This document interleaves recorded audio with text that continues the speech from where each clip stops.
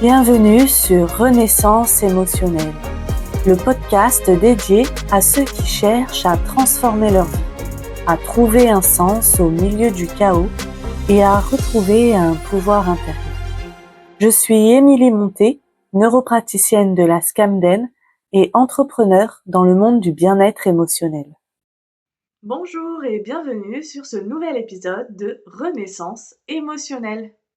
Aujourd'hui, j'ai envie de parler d'un sujet un peu délicat. Parce que peut-être que tu as envie d'aller mieux. Peut-être que tu fais des efforts. Peut-être que tu lis, tu écoutes, tu comprends. Et pourtant, encore une fois, ça ne change pas vraiment. Et si ce n'était pas un manque de volonté? Et si c'était parce qu'une partie de toi avait peur de sortir du mode survie? Le mode survie, quand il est là depuis des années, ce n'est plus un état, c'est devenu ton identité. Quand on vit un traumatisme, quand on grandit dans l'instabilité, quand on a dû être forte trop tôt, le système nerveux s'organise autour d'un principe. Rester en alerte, anticiper, contrôler, survivre. Au départ, c'est adaptatif, c'est intelligent, c'est vital. Mais avec le temps, ce fonctionnement devient une base identitaire. Tu ne fais plus du mode survie, tu deviens celle qui tient, celle qui encaisse, celle qui gère, celle qui contrôle, celle qui ne lâche pas. Et inconsciemment, sortir du mode survie, c'est perdre une partie de cette identité. Si je ne suis plus celle qui contrôle, si je ne suis plus cette femme forte, si je ne suis plus celle qui gère, qui avance, alors qui suis-je? Est-ce que cela veut dire que je deviens faible? Encore une fois, le cerveau ne cherche pas ton bonheur. Il cherche la sécurité. Il cherche le confort. Si ton système nerveux a associé vigilance égale protection, contrôle égale sécurité, hyperactivité égale survie, alors le calme, la sérénité, la confiance peut devenir suspect. Le repos peut sembler dangereux. La joie peut paraître fragile. La légèreté peut activer une alarme intérieure. La sérénité peut devenir ennuyante. Certaines femmes me disent, quand tout va bien, j'attends simplement que ça s'écroule. J'attends le prochain coup, la prochaine chute. Ce n'est pas du pessimisme, c'est le système nerveux qui a été conditionné à détecter le danger. Il y a aussi quelque chose de plus subtil.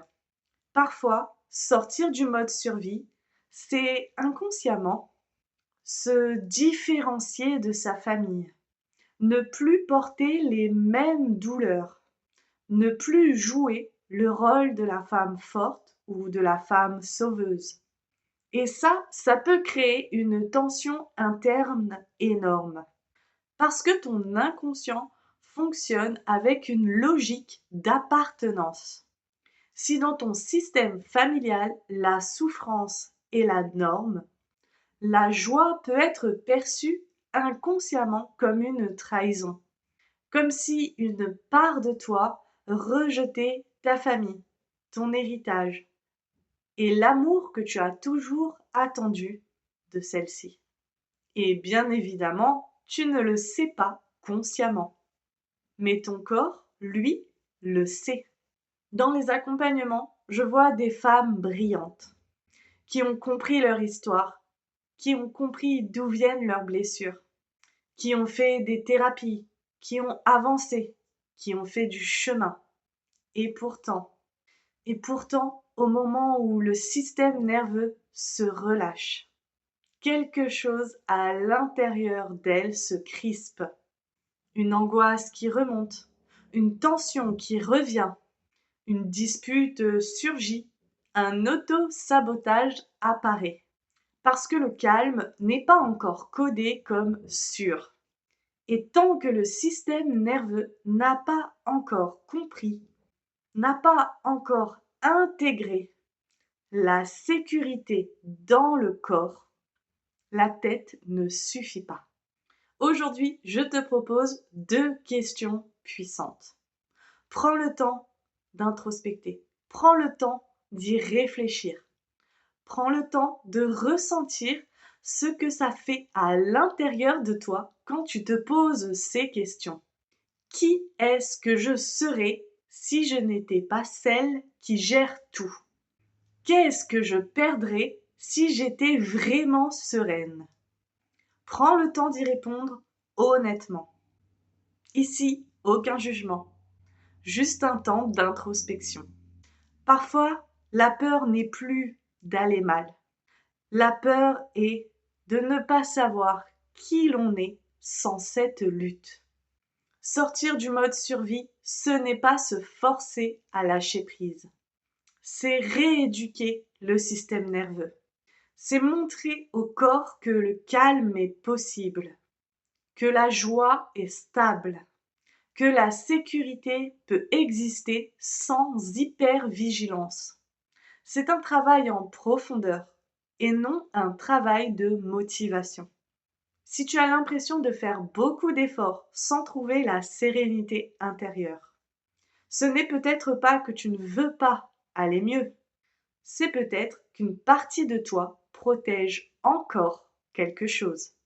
Et cette partie n'a pas besoin d'être combattue, elle a besoin d'être rassurée. Si ce sujet te parle, j'ai créé une masterclass gratuite en ligne en accès direct. Pourquoi tout ce que tu as essayé pour retrouver ta joie de vivre n'a pas fonctionné?